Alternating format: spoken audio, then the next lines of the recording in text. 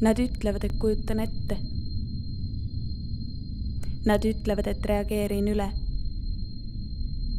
Nad ütlevad, et olen ülitundlik.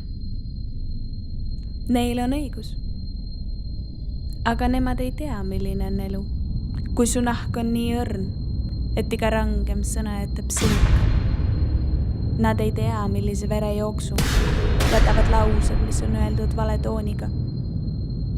Nad ei ole tundnud, kuidas võimuga suudab lõigata läbi veenid, kui see neid isegi mitte ei puuduta.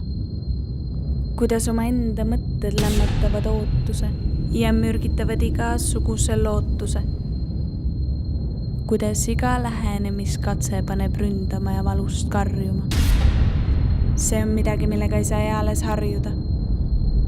Midagi, mida ei mõista keegi, kelle nahk ei paista läbi. Ja mina olen see, kes peab tundma häbi. Sest nemad ei näe õrnust, vaid ülbust.